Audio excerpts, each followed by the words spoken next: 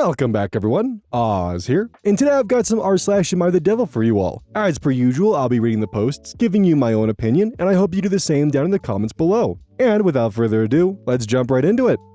Cross-posted from r/AmITheAsshole. Would I be the asshole for putting a broken appliance back on someone's curb after taking it for free?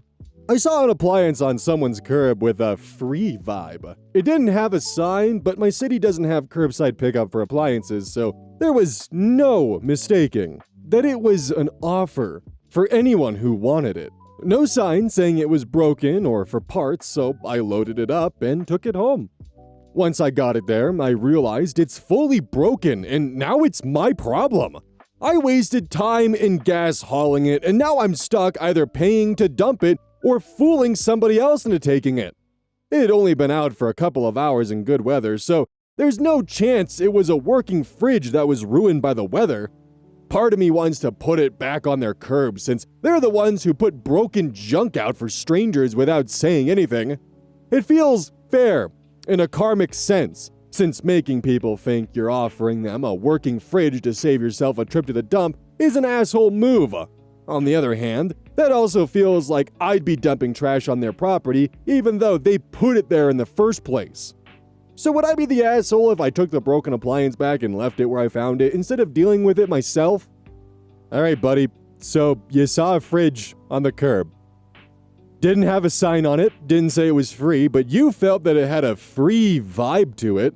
So you picked it up, took it home, found out it was broken, and now you're debating on re-dumping it on their property because you're unhappy with the fact that you stole someone's junk off their property.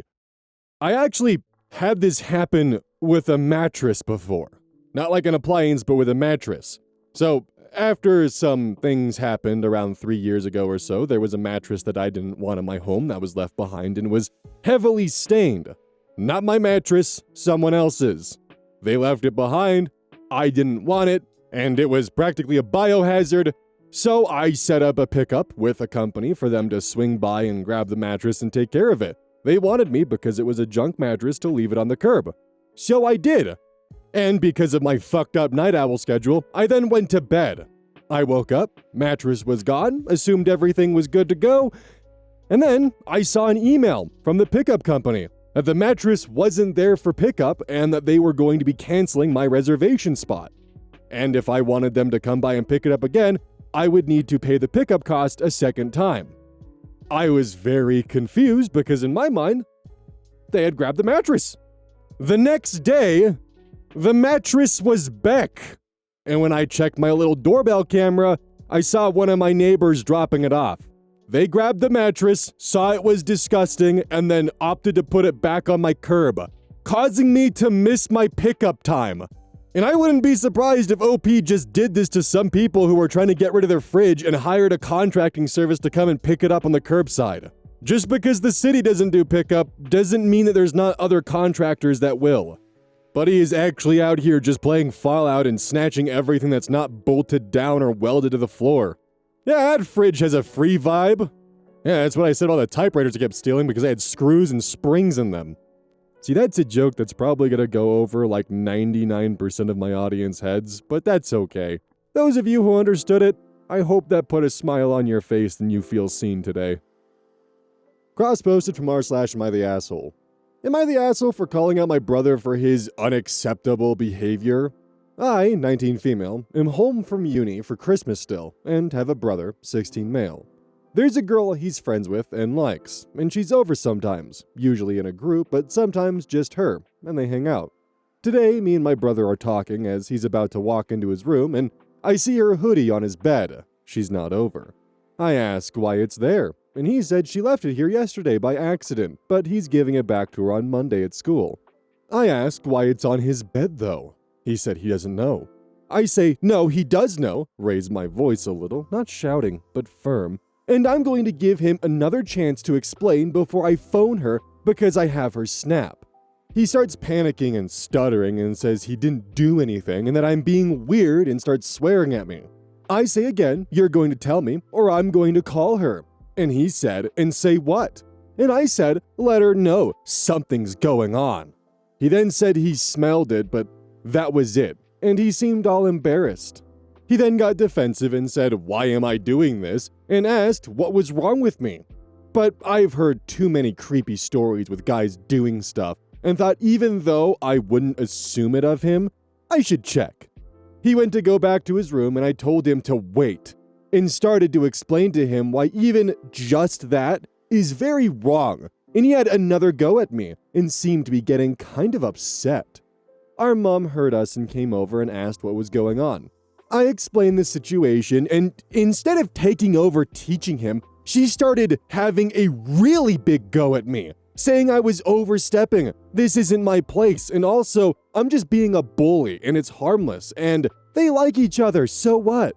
But I'm confused by that because from my understanding, he likes her but hasn't approached her about it or anything yet. It's not like they're in a relationship, that you know of. I tried to explain why this was necessary. I'm literally doing a degree in social work. Oh, Dunning-Kruger's hitting in full swing. That's what's going on here. I'm literally doing a degree in social work and had a whole module on child behaviors, and you're advised in a setting if you see anything suspicious, you need to investigate, no matter how small. Hey, anyone who's getting a degree in social work, can you confirm this? Because this feels like a massive invasion of privacy, especially if you're applying your social work stuff to your family members. I assume this should mostly only apply if you're doing an active investigation on like a child who's potentially in an abusive situation, and she's actively just applying it to her siblings. I didn't get a degree in social work, so I can't really comment, but that's just kind of my assumption. So please let me know what's going on here, because this feels like she's taking her curriculum and falsely applying it. And if a child is doing something that seems wrong but small, you need to apply whether it's actually one-off normal mistakes or something that could continue and grow into more serious behaviors, like crossing boundaries of what's decent. If it is, then you make sure they understand in the moment as soon as possible how wrong it is, because once that grows more serious, it's harder to get them to stop. Poor explanation, but this isn't an essay, but you get the idea. Our mom told me to stop, said I'm not his parent, and that this isn't that serious, and it seems I just wanted to discipline someone, and that's concerning. Which, to be honest, I'm getting the feeling she felt an insecurity I was doing a good job at something that's her job. User Undead Puff comments on the Devil repost with, "This is I took a semester of psychology type post." Gamergirl Lex77 responds, "We have a name for this in my field. It's psych student syndrome. We start pathologizing ourselves and anyone in sight. Reminds me of undergrad years. I don't see anything wrong with what he did. He intends to return it, and it was left on accident. It's not like he stole it for some creepy shrine." I get the feeling she's exaggerating his reactions to make it sound sinister. The thing is, too, is like, just from the standpoint of like leaving a hoodie behind, that's pretty common. I've done it before when I was in high school with my partners. Literally, one of the guys I was seeing took a photo of my hoodie and sent me a message of, "It still smells like you." I also had a girl do that to me. So yeah, it happens. This is not unnatural or weird behavior. It's just hormonal behavior. It happens. Like, she is 100% jumping the gun with the assumption that he's doing something sinister with it, when it just, honest mistake. The two probably like each other, especially if they're spending time in his room together, alone. And you're taking your social work studies and pathologizing it, like Lex said, and saying, "Oh my god, a hoodie on his bed? I gotta put a stop to this because..." I gotta put a stop to this before he starts becoming something worse. And my mom, she's just jealous because I'm such a better parent than her. Oh, good god. You cornered your brother and interrogated him and threatened to call his potential crush, or maybe even girlfriend, on Snapchat to humiliate and embarrass him. That makes me such a better parent than my mom. She's so jealous. Also, depending on the state or country, a child is defined by usually being below the age of 13 or 12, and an adolescent is defined as being between the ages of 13 to 18. Hell, in the UK, he'd be considered an adult. So, yeah, I don't think child psychology applies to him here. Cross posted from r/AmITheAsshole. Am I the asshole for warning my student that she won't get anywhere if she continues her bad behavior? Hi everyone, throwaway account. I, 50 female, am a substitute teacher. Today I was subbing for a class of 4th graders on their first day back from break as their teacher was out. Oh no. To preface, I believe that everyone in the world needs to work hard for what they want. It is my belief that good things come to those who work for them, and that this is a principle that should be taught to anyone, no matter their age. On the lesson plan the teacher left us for today, it said that students were to be doing some 3-digit by 1-digit multiplication problems. I passed out the worksheet at the beginning of class and sat down, expecting it to take them 20 minutes or so. So after about 10 minutes, one of the girls, Ellen, comes up to me and hands in her worksheet. I took a look at it and saw that the last question, a word problem, along with one of the practice problems assigned, had been left blank. I looked up at her and told her to listen, and that she probably wouldn't understand this, but people like her didn't succeed in life because they don't even try to finish their work. I handed the paper back to her and pointed to her desk, where she sat and pouted. I didn't really feel bad for her because the expectation is that she completes all the work, and not just some of it. And she knew that. But now I'm kinda looking back on the event and think maybe I could have used clearer words to her. I just want her to understand that she needs to actually complete what's assigned to her, a principle it seems her teacher hasn't really taught her. Am I the asshole? I can see why you're a substitute teacher still. This is actually a massive point of contention with me when it comes to teachers and specifically math. A lot of kids have been led to believe that they aren't good at math because they've had a piss poor teacher that didn't actually give a shit. They would rather do worksheets and packets and call it good, not actually explain the principles behind it, not actually do anything to help them understand the concepts and fundamentals. Math is really fucking cool when you actually sit down and learn how it operates on the inside and out of it. And yes, you are going to have students who don't care. That is just going to be part of it. However, we have Ellen here, who within 10 minutes of a 20-minute allotted time finished the entire worksheet except for 2 questions. This is not a student who doesn't care about their studies. This is a student who very clearly probably might need some additional hands or help. As an instructor, you could have bridged that gap. On the worksheet, there were only 2 questions that she didn't answer, and you could have asked, hey, how come this practice problem here wasn't answered? Or, hey, how come this word problem here wasn't answered? And actually sat down, learned and communicated with them on what issues they're having, why they might have some troubles with those specific problems, and maybe actually been a good force in their life to help them understand part of the curriculum that they might be missing. But no, instead you scolded them, told them to sit back down, and told them people like you are going nowhere in life. They're 4th graders. Oh my god. Cross posted from r/drew off my chest. Best friend of 7 years pissed at me, all because I showed his wife a video that scared her. I'm 30 male, and he's 31 male, she's 26 female. I have a group chat on Instagram with a few guys, and sometimes we send some messed up stuff. I didn't think too much about it, and last Friday, they had a few of us over for drinks. At one point in the night, I went in their kitchen. Party was in the living room. She was in there putting some food together. I was drinking and was scrolling when I went out for another drink. One of the guys in the group sent a video of a shooting that was like, Jesus fucking Christ. One of the guys in my group sent a video of a shooting that was live streamed. The video showed someone being shot and falling on the ground. I asked her, as a joke, if she wanted to see something fucked up. She said no, but I told her it wasn't bad. To me in the moment, I thought it would be funny and she would just get a little mad, but as soon as she saw the video, she got really upset and went out to basically tell on me.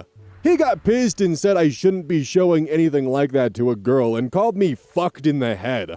I thought they would be over it, but he's still pissed and said she told him she can't get it out of her head and it really scared her. Then he got all mad, saying it makes it so much worse she's pregnant. And I have no clue what her being pregnant has to do with anything. He told me it made her freaked out to leave the house. When, first of all, she's a housewife. If it's that big of a deal, she could stay inside. Second of all, shootings happen multiple times a day. Me showing her that video shouldn't have been shocking to her. I get it. It was real. But if she can watch a horror movie and move on, I feel she should be able to move on from this. I regret it.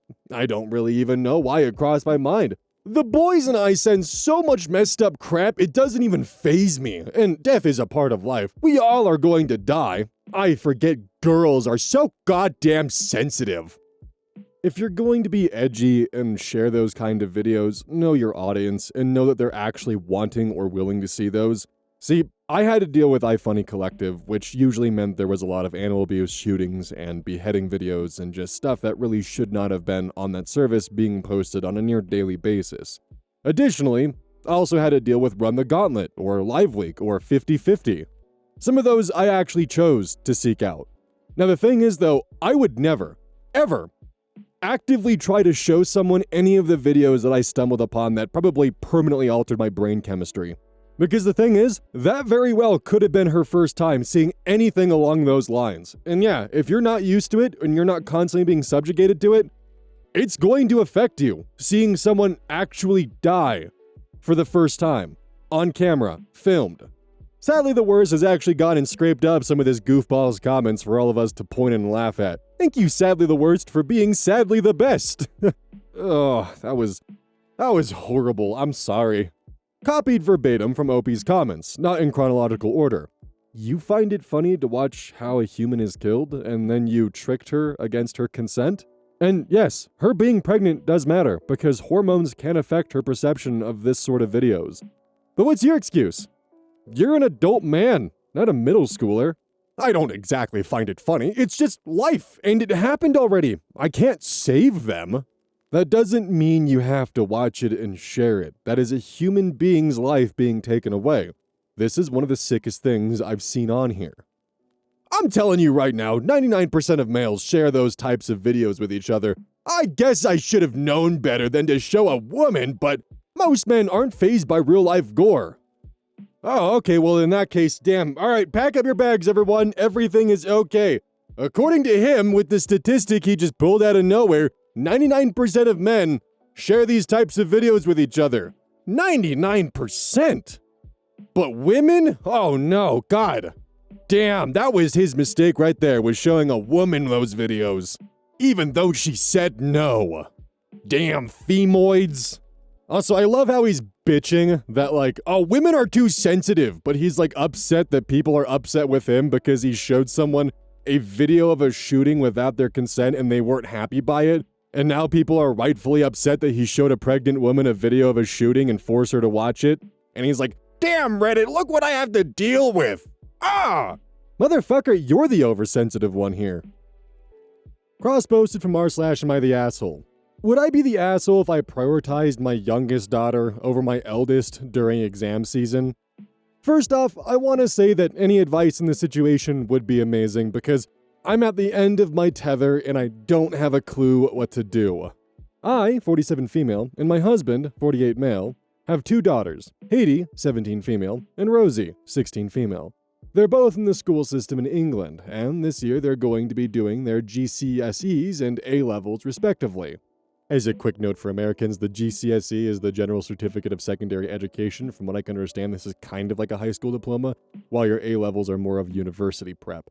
Please correct me in the comments if I'm wrong. That is just the fastest way that I could find to make it make sense. The issue that has come up during mocks is that they are both anxious and stressed, and they both take it out on each other. My youngest is worse. Hygh tends to just needle or ignore her sister, but Rosie is almost bullying Hygh, trying to control her access to public spaces and us. Obviously, we shut this down quickly and supported Hygh, but it's getting tedious. And this is with them having lower stress exams at different times.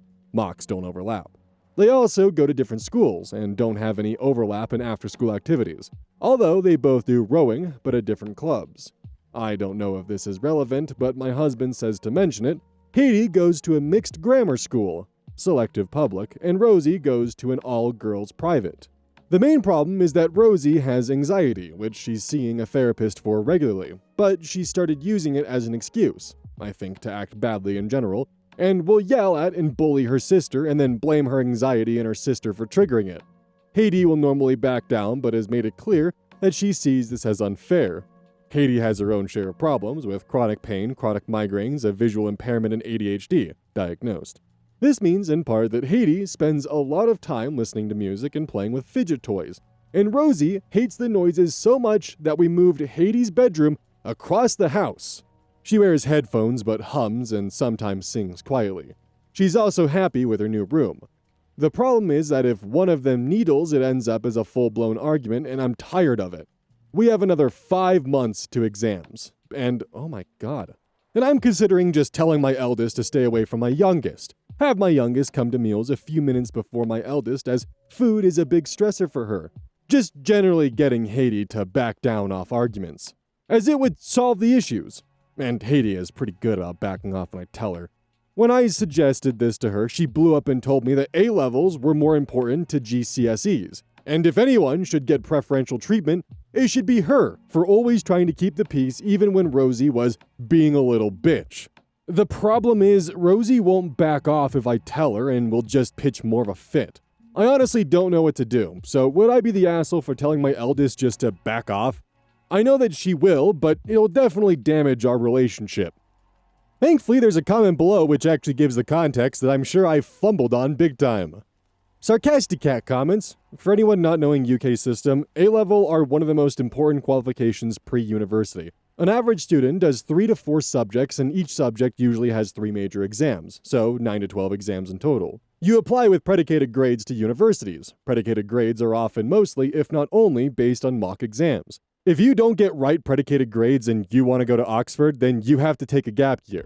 GCSEs are less important, but still important. They decide what A-levels you can do, and partially to what university you can apply for. Students do a varied number of GCSEs, with core ones being English language and maths. Science is often included. Top universities only require 6 out of 7, equivalent of B+ and A, from those subjects, and 5 other GCSE subjects.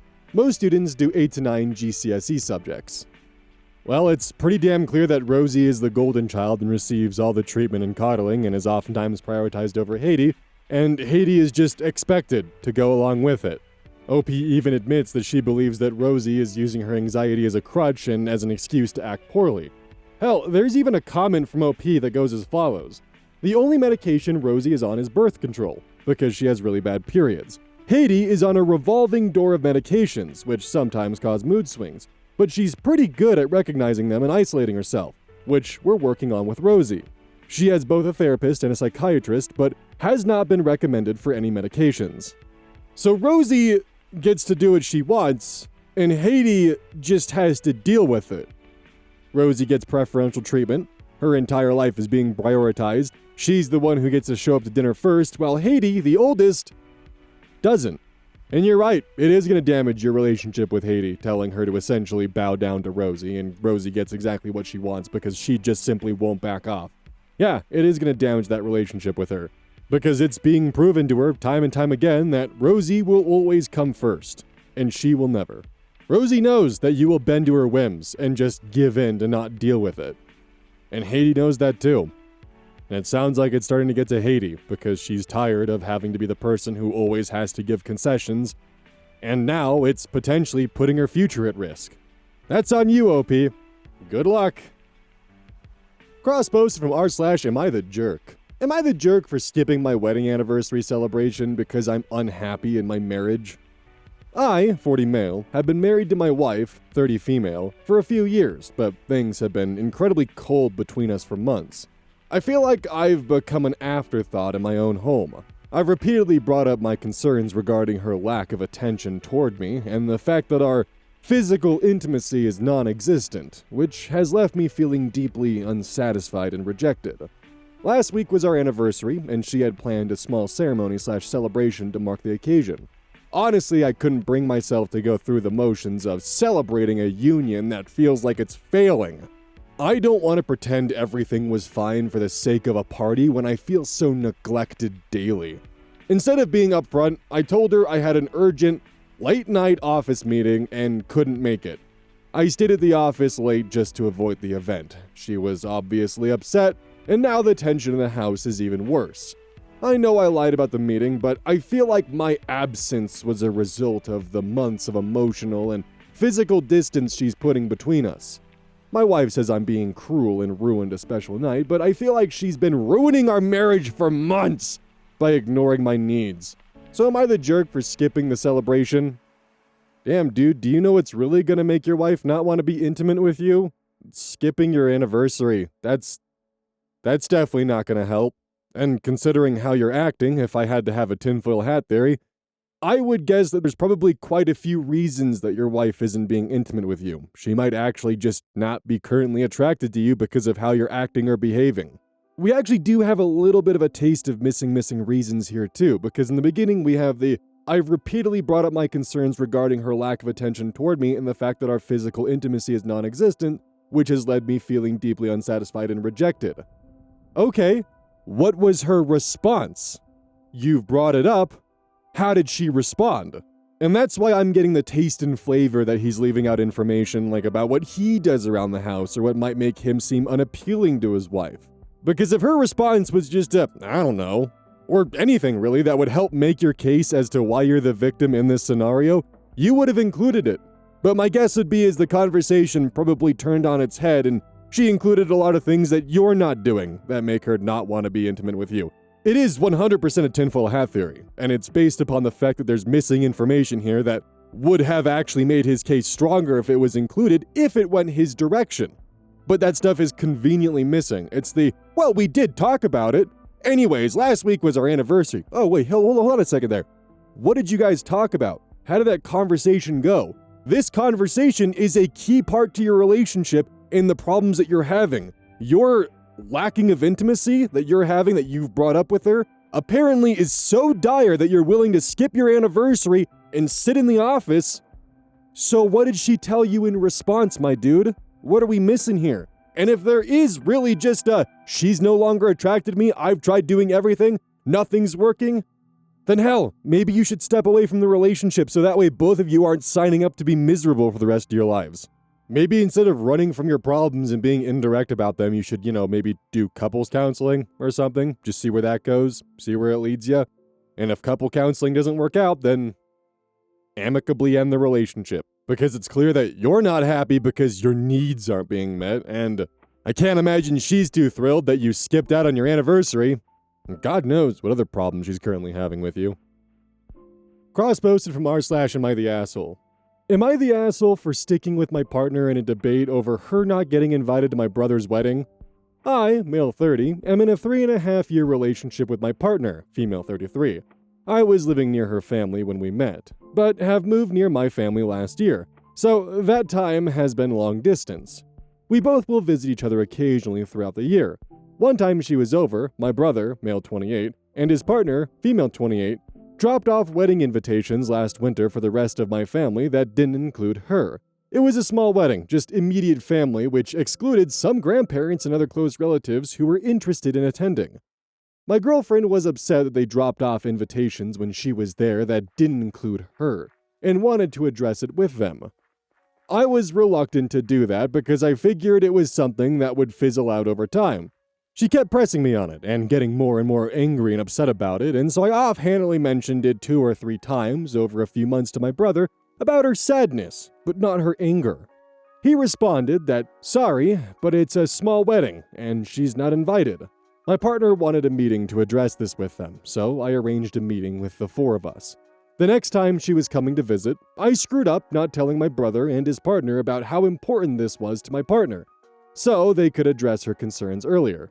That meeting was awkward and difficult for all. My partner said that she felt that she wasn't important to my brother and her partner, because the invitations were given right in front of her, and she was never addressed directly, that she would not be coming to the wedding. Also that she had wanted to get to know them, but felt that they hadn't put in that much effort to get to know her. Her tone was not nice, but it wasn't mean either. She asked if we could do something all together next time she was in town, and do an online event together to try to get to know each other better.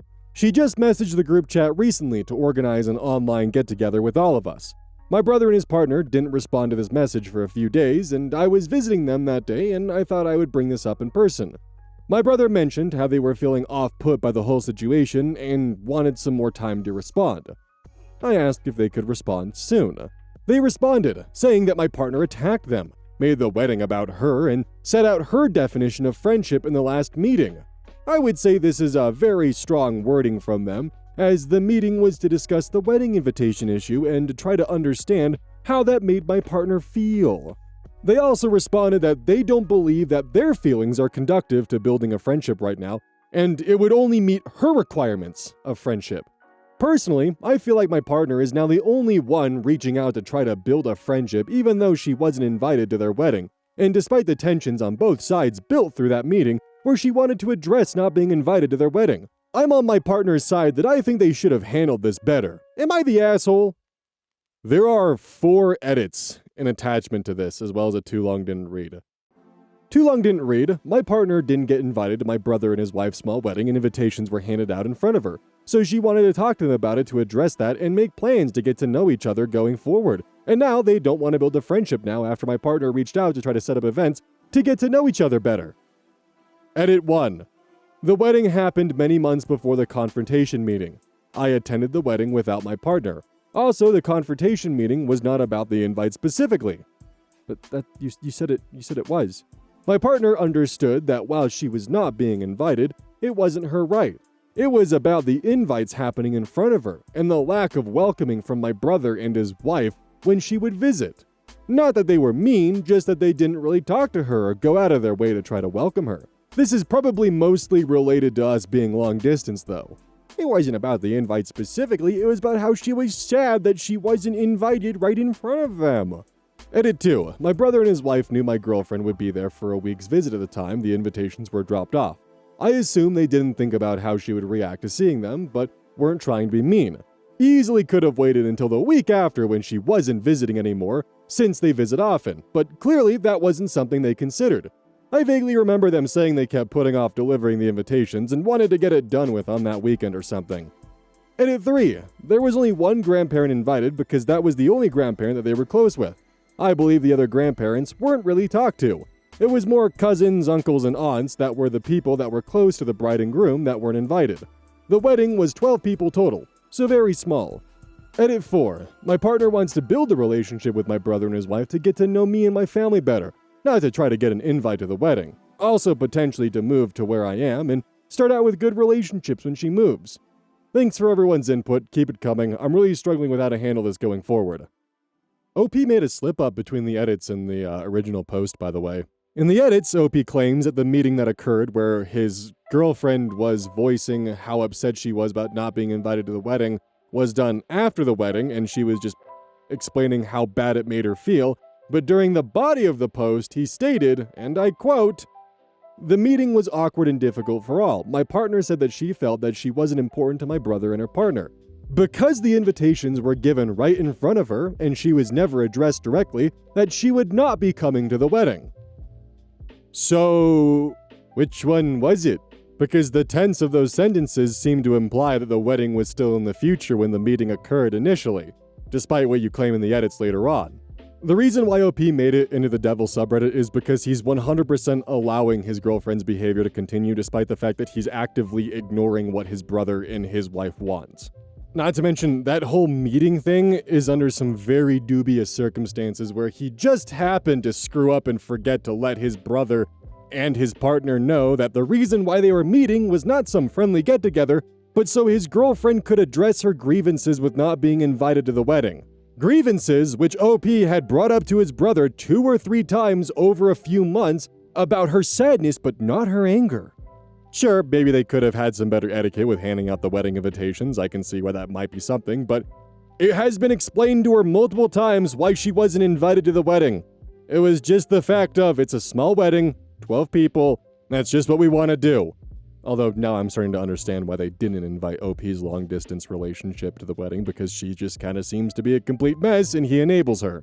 This whole thing is a train wreck mess caused by the fact that OP isn't willing to put brakes on his girlfriend who is actively inserting herself in areas where she honestly just shouldn't be, and just creating more tension and drama than there needs to be. If they didn't want to be your friend previously, they certainly don't want to be now. But hey, what do you think? Hey, welcome to the outro. Don't forget this whole thing is basically brought to you by GamerSupps. If you like caffeine, then I can't recommend GamerSupps enough. Use code OZ at checkout to support the channel. And I do actually use this product. It's replaced all other sources of caffeine for me because I feel good. It doesn't have any of that extra stuff that a pre-workout blend might have. It's with a couple of the extra things to make it so you don't crash as hard. It's good. I like it. Personally, if you really want a good flavor, try the Soda Pressing Pear or even the Dragon Fruit Punch. Those two are my personal favorites right now.